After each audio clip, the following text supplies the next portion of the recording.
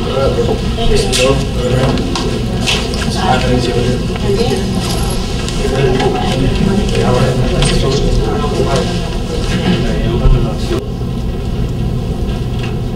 we are a spaceship parkour team, and we're a young parkour team based out of Allentown, PA.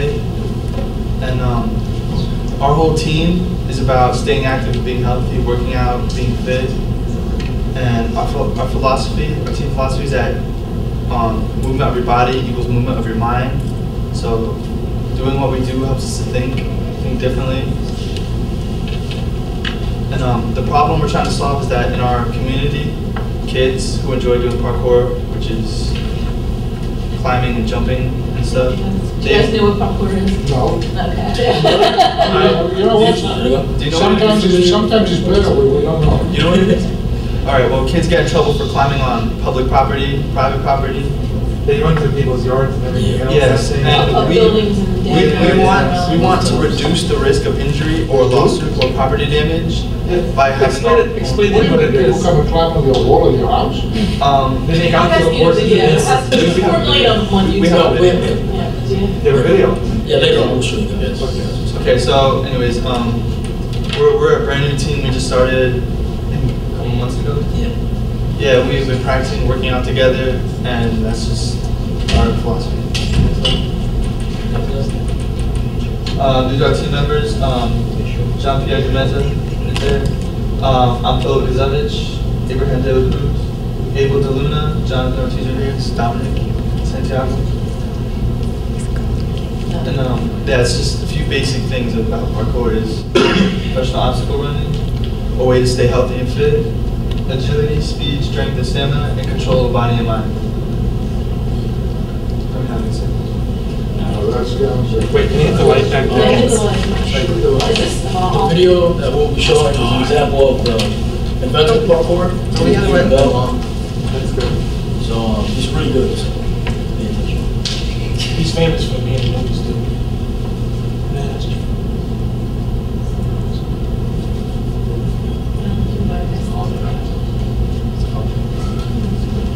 So this guy, he's the creator of parkour. Yes. It's all robot. Huh?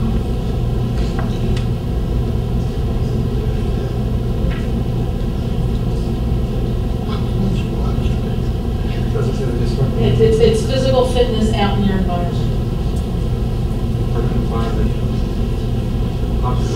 And it started as French paramilitary training, moving in and out quietly and quickly, and he evolved it into a sport.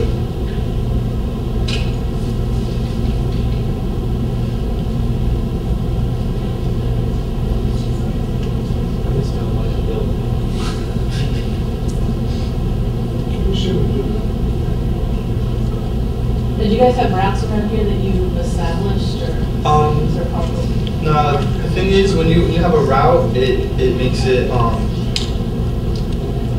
It's fun. yeah, the fun and the challenge is just using what's with you without knowing what's ahead. Just is adapting to the next obstacle. And he's obviously a very elite athlete. Yes. And we don't do that stuff, but we do it on a smaller scale. Yeah. He was in the military. He trained in martial arts as a child, and he's actually now a stuntman. He's a ruler. You guys do that kind of stuff? Yeah. Does your mother know? Yes. Our parents all support us. Oh my God. Insurance division for that. It's one of the reasons why we don't do the rooftops though. We don't. Now, is parkour a trademark word, or anybody can use it? Oh, no, it's the official name of what it is. No, but the question, can anybody use it? It's like basketball. It's like the word. Oh, so it's like, oh, really? Generic name, yes. Yep. Describes the activity. Yeah, Okay, it's also known as free running. Yeah. Parkour, this is like the French word for it, and then All right. tracer is the French word for a person that does parkour. Because how they trace the landscape. All right. This is our problem. These are the people that go to places, they go to a house, start jumping, and they probably get injured. They're trying to avoid that. Kids go to private or public property to do parkour. This tends injury and lawsuit in if someone is injured or property is damaged. Or probably will try to save them to get sued or get injured in other property that people do not like. So we'll try to save them and take them out of the streets.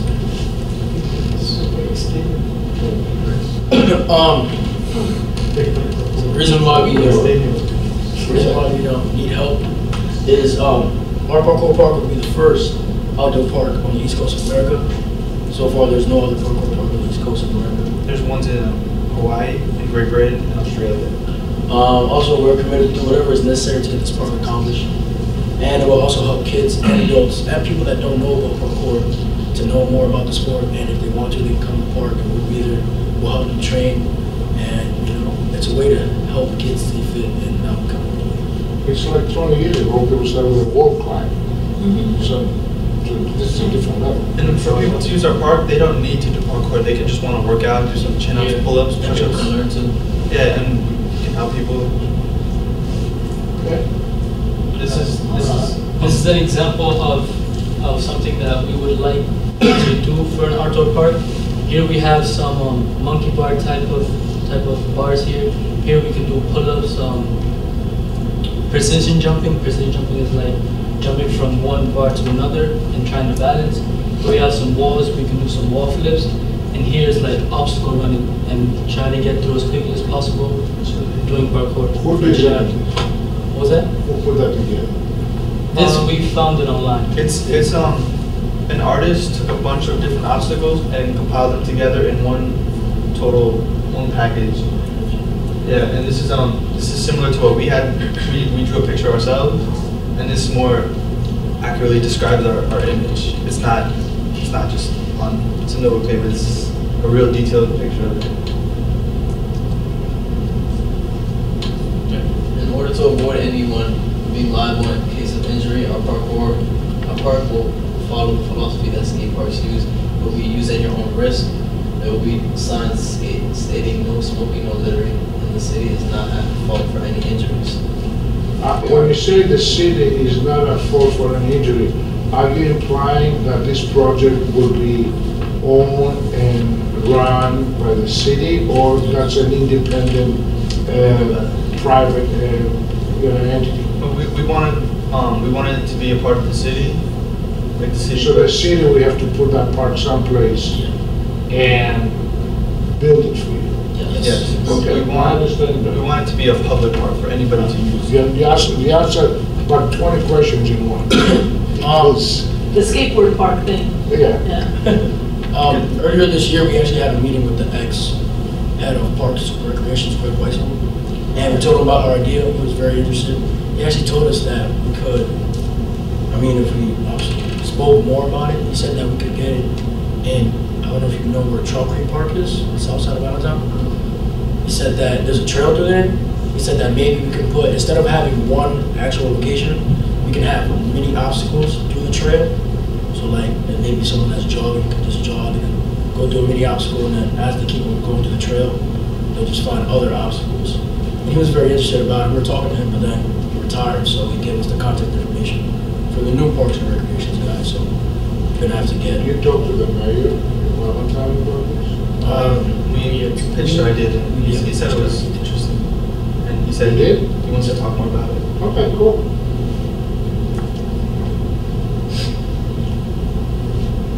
This is our Facebook page.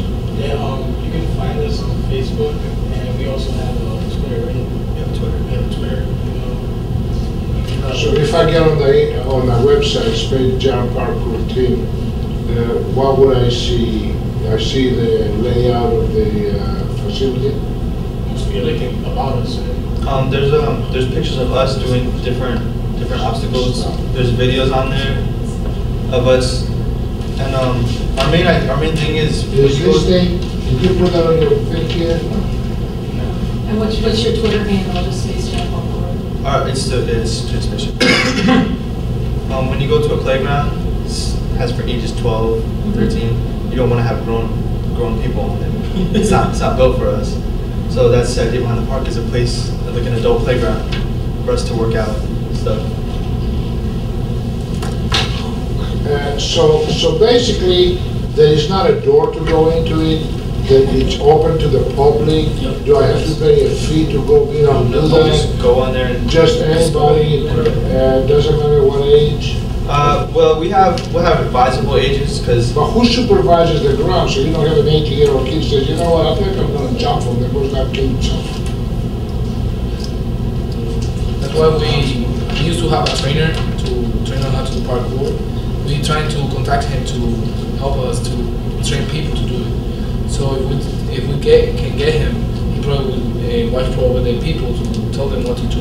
I understand that, the question is, that thing, it needs to be controlled in some shape or form, not exposed to anybody 24/7, and, you know, it's you know what I'm saying? Have you ever been to a skateboard park? The skate parks are open too, actually. They're owned by the city though. The skateboard parks are owned and maintained, they have fences around them, but there's nobody there supervising. I mean, there's usually a local cop sitting there just to make sure, you know, gangs and things don't get out of control, but. And the thing about skate parks is, if you choose to use them and you get hurt, that's on them. Yeah, it's, if you want to make the decision to use it, then any. So if I'm a 7-year-old kid, I'm trying to imitate you because you're a cool big kid. And I just go there, when somebody's not watching, I'm gonna jump from here to here, go there, break my neck up, get paralyzed from the waist down, from the neck down. Oh, well, we'll have, not. Signs to, Yeah, for kids. Yeah, not advisable for anyone under a certain age. I mean, that's the city's problem, obviously. But, you know, to me, Yeah, but I think the thing that got me over a lot of those objections was the model that you're using is the skate park model. And they've already been all through the legalities of, you know, what you have to say, and the stupid things you have to put up, and, you know. Very interesting. But what I'm curious about is how you're going to convince the city to do this. Well, Are you guys going to own this and run this, or is the city going to own it's this? going to be the city. We talked with Ishmael Arsale, the mayor's assistant, and he mentioned to us on an offhand remark about people sending in complaints about children, or not children, but people climbing on their houses, running through their yards, climbing over their fences, and we've actually gotten yelled at for that a few times, and we want a place for us to be able to have a spot and get those people away from private property, put them on this park so that private properties are damaged, they don't hurt themselves on private property, and even public properties. There's people walking, there's people shopping, we don't want to get in their way. So we want to have a separate place just for us to, and everyone else who's park on Allentown. So I'm the mayor. So tell me how you sold it to the city. We told them that it would be the first park on the East Coast. Good. There's no other official outdoor park on the East Coast, and it would bring people from all around Bethlehem, not even just the around the Lehigh Valley. Well, the kids will The go. college kids would come? Yeah, anyone. I mean, Lehigh would be thrilled to get the kids I off. think you got something there, obviously, because if that kid does jumping off a building, maybe that's it. Let me ask you, I'm the mayor. And I said, this is great. All right, we'll put that up. How much is it gonna cost? I'm talking to a friend of mine who works in construction. He has his own company, and he's working on giving me estimates for the materials and the labor, like fencing, woods, concrete, all that stuff. You really need to have as close as possible when you go to make a presentation. You don't want to go make halfway presentations, because there's nothing worse when you make a presentation, especially if you ask for money and presents, that they send you back to come back with more information. It's really horrible. You gotta put as much crap as you can to your presentation, information, to the point says, I have enough. You know, so before you see the mayor or whoever on your last presentation, the official presentation, you try to find out the cost, preferably. If you drive around town and you have a place you think will be great here, tell them. We think will be great here. You know, help them out to see the picture. And financing is everything, because money is tight right now with any municipality. And then, while you talk to the city, you might want to pitch it also to the county. County's got money. You know? And if Allentown doesn't want to do it, you should talk to the mayor of Bethlehem. Well, we're waiting. These guys compete all the time. Yeah. We're playing on that a little bit, saying that it will bring people to Allentown from Bethlehem. I It could take understand. people from Bethlehem, and people from New Jersey and New York who don't have a park will come to use this park. Even like out of state, not just out of county, out of city. I think it's pretty cool.